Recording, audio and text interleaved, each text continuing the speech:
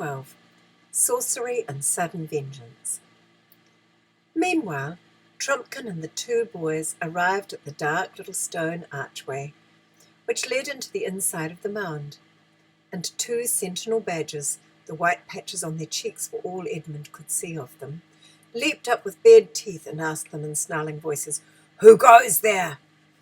"Trumpkin," said the dwarf, bringing the High King of Narnia out of the far past. The badgers nosed at the boys' hands. "At last," they said, "at last." "Give us a light, friends," said Trumpkin. The badgers found a torch just inside the arch, and Peter lit it and handed it to Trumpkin. "The DLF had better lead," he said. "We don't know our way about this place." Trumpkin took the torch and went ahead into the dark tunnel. It was a cold, black, musty place with an occasional bat fluttering in the torchlight and plenty of cobwebs. The boys, who had been mostly in the open air since that morning at the railway station, felt as if they were going into a trap or a prison. "I say, Peter," whispered Edmund, "look at those carvings on the wall. Don't they look old? And yet we're older than that. When we were last here they hadn't been made." "Yes," said Peter, "that makes one think." The dwarf went on ahead and then turned to the right and then to the left and then down some steps and then to the left again. Then at last they saw a light ahead, light from under a door. And now for the first time they heard voices, for they had come to the door of the central chamber. The voices inside were angry ones. Someone was talking so loudly that the approach of the boys and the dwarf had not been heard. "Don't like the sound of that," whispered Trumpkin to Peter. "Let's listen for a moment." All three stood perfectly still on the outside of the door. "You know well enough," said a voice. "That's the king," whispered Trumpkin. "Why the horn was not blown at sunrise that morning. Have you forgotten that Miraz fell upon us almost before Trumpkin had gone, and we were fighting for our lives for the space of 3 hours and more? I blew it when I first had a breathing space." "I'm not likely to forget it," came the angry voice, "when my dwarfs bore the brunt of the attack and 1 in 5 of them fell." "That's Knickerbrick," whispered Trumpkin. "For shame, dwarf," came a thick voice. "Truffle hunters," said Trumpkin. "We all did as much as the dwarfs and none more than the king." "Tell that tale your own way for all I care," answered Knickerbrick. "But whether it was that the horn was blown too late or whether there was no magic in it, no help has come.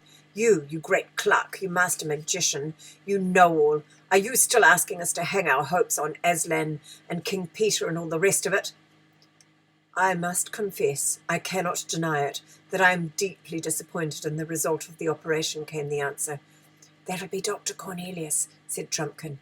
"To speak plainly," said Knickerbrick, "your wallet's empty, your eggs addled, your fish uncaught, your promises broken. Stand aside then and let others work, and that is why—" "The help will come," said Truffle Hunter. "I stand by Aslan. Have patience, like us beasts. The help will come. It may be even now at the door." "Bah!" snarled Knickerbrick. "You badgers would have us wait till the sky falls and we can all catch larks. I tell you we can't wait. Food is running short. We lose more than we can afford at every encounter. Our followers are slipping away." "And why?" asked Truffle Hunter. "I'll tell you why. Because it is noised among them that we have called on the kings of old, and the kings of old have not answered. The last words Trumpkin spoke before he went, and went most likely to his death, were, 'If you must blow the horn, do not let the army know why you blow it or what you hope from it.' But that same evening everyone seemed to know." "You had better have shoved your grey snout in a hornet's nest, Badger, than suggest that I am the blab," said Knickerbrick. "Take it back or—" "Oh, stop it, both of you," said King Caspian. "I want to know what it is that Knickerbrick keeps on hinting we should do. But before that, I want to know who those two strangers are whom he has brought into our council, and who stand there with their ears open and their mouths shut." "They are friends of mine," said Knickerbrick. "And what better right have you yourself to be here than that you are a friend of Trumpkin's and the Badgers? And what right has that old dotard in the black gown to be here, except that he is your friend? Why am I to be the only one who can't bring in his friends?" "His Majesty is the king to whom you have sworn allegiance," said Truffle Hunter sternly. "Court manners, Court manners, sneered Knickerbrick. But in this hole we may talk plainly. You know, and he knows, that this Telmarine boy will be king of nowhere and nobody in a week, unless we can help him out of the trap in which he sits. Perhaps, said Cornelius, your new friends would like to speak for themselves. You there, who and what are you? Worshipful Master Doctor, came a thin whining voice. So please you, I am only a poor old woman, I am, and very obliged to his worshipful dwarfship for his friendship, I'm sure.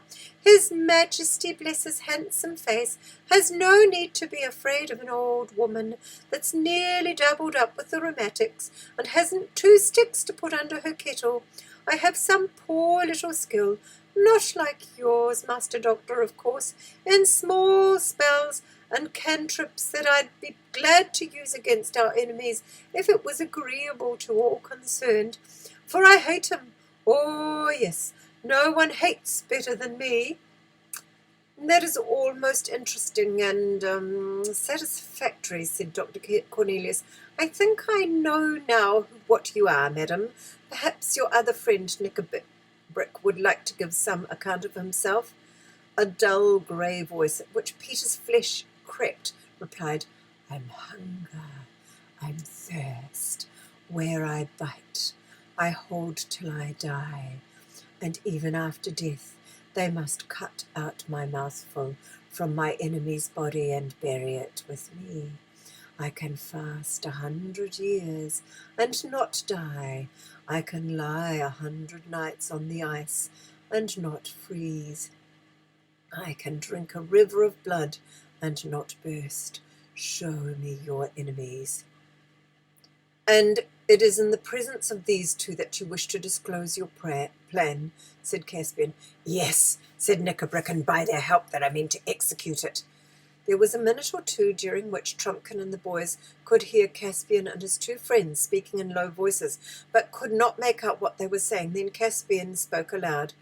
Well, Knickerbrick, he said, we will hear your plan. There was a pause so loud that the boys began to wonder if Knickerbrick was ever going to begin. When he did, it was in a lower voice, as if he himself did not much like what he was saying. All said and done, he muttered. None of us knows the truth about the ancient days in Narnia. Trumpkin believed none of the stories. I was ready to put them to the trial. We tried first the horn, and it has failed. If there ever was a High King Peter and a Queen Susan and a King Edmund and a Queen Lucy, then either they have not heard us, or they cannot come, or they are our enemies. Or they are on their way, put in Trufflehunter. You can go on saying that till Miraz has fed us all to his dogs. As I was saying, we have tried one link in the chain of old legends, and it has done us no good. Well, but when your sword breaks, you draw your dagger. The stories tell of other powers beside the ancient kings and queens. How if we could call them up? If you mean Aslan, said Trufflehunter, it's all one calling on him and on the kings. They were his servants. If he will not send them, but I make no doubt he will, is he more likely to come himself? No, you're right there, said Knickerbrick. Aslan and the kings go together. Either Aslan is dead or he is not on our side, or else something stronger than himself keeps him back. And if he did come, how do we know he'd be our friend? He was not always a good friend to dwarfs, by all that's told, not even to all beasts. Ask the wolves. And anyway, he was in Narnia only once that I ever heard of, and he didn't stay long. You may drop Aslan out of the reckoning. I was thinking of someone else. There was no answer for a few minutes. It was so still that Edmund could hear the wheezy and snuffling breath of the badger.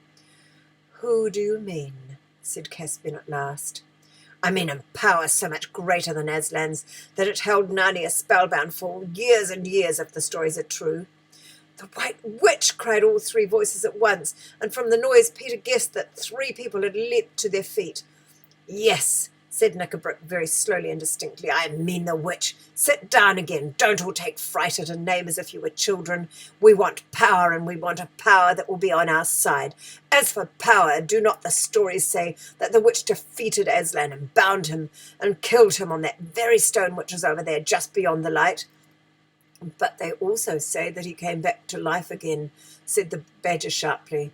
Yes, they say, answered Knickerbrick, but you'll notice that we hear precious little about anything he did afterwards. He just fades out of the story. How do you explain that if he really came to life? Isn't it much more likely that he didn't and that the stories say nothing more about him because there was nothing more to say? He established the kings and queens, said Caspian. A king who has just won a great battle can usually establish himself without the help of a performing lion, said Knickerbrick. There was a fierce growl, probably from Truffle Hunter. And anyway, Knickerbrick continued, what came of the kings in their reign? They faded too, but it's very different with the witch. They say she ruled for 100 years, 100 years of winter. There's power, if you like. There's something practical. But heaven and earth, said the king, haven't we always been told that she was the worst enemy of all? Wasn't she a tyrant 10 times worse than Miraz? Perhaps, said Knickerbrick in a cold voice, perhaps she was for you humans, if there were any of you in those days. Perhaps she was for some of the beasts. She stamped out the beavers, I dare say. At least there are none of them in Narnia now, but she got on all right with us dwarfs. I'm a dwarf and I stand by my own people. We're not afraid of the witch. But you joined with us, said Truffle Hunter. Yes, and a lot of good it has done my people so far, snapped Knickerbrick, who was sent on all the dangerous raids.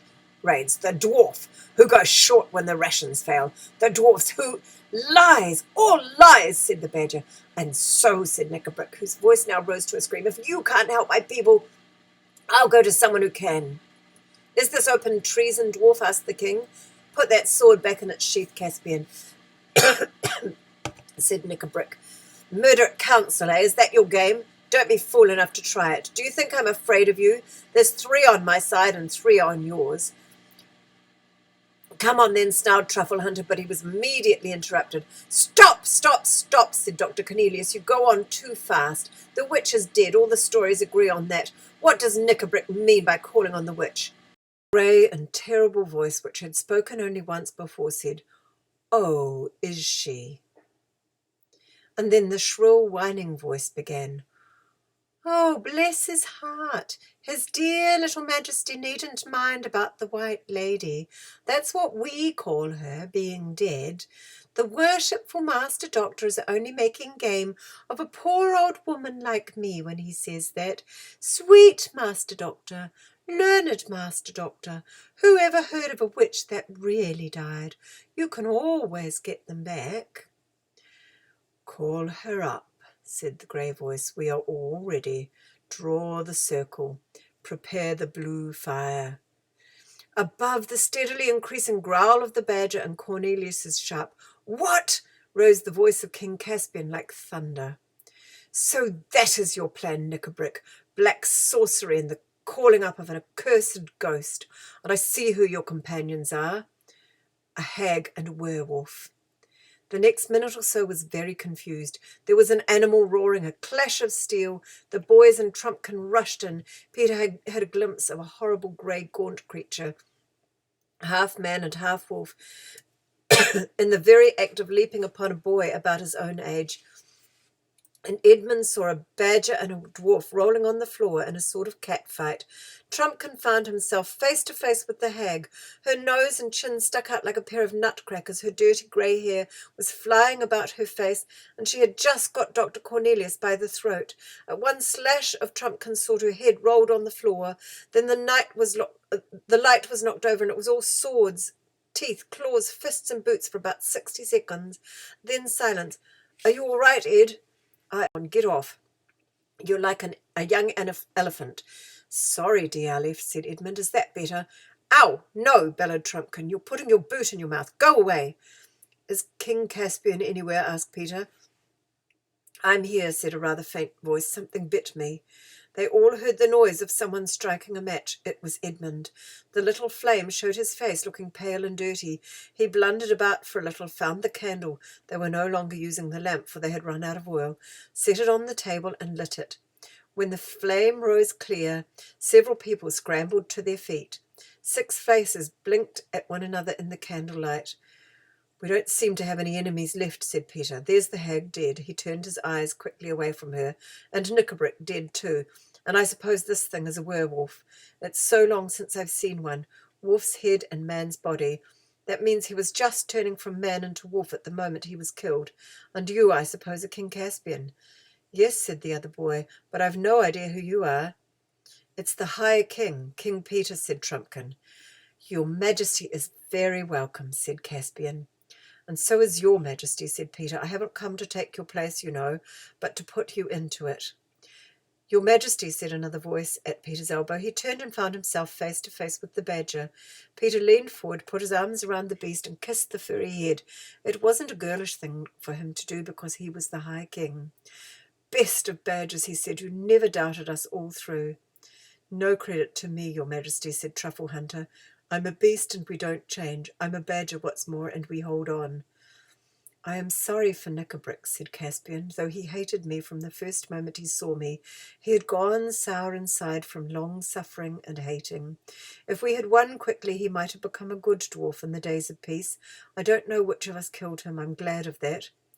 You're bleeding, said Peter. Yes, I'm bitten, said Caspian. It was that wolf thing. Cleaning and bandaging the wound took a long time, and when it was done, Trumpkin said, Now, before everything else, we want some breakfast. But not here, said Peter. No, said Caspian with a shudder, and we must send someone to take away. They breakfasted at last in another of the dark cellars of Aslan's Howe. It was not such a breakfast as they would have chosen. Less were thinking of venison pasties, and Peter and Edmund of buttered eggs and hot coffee.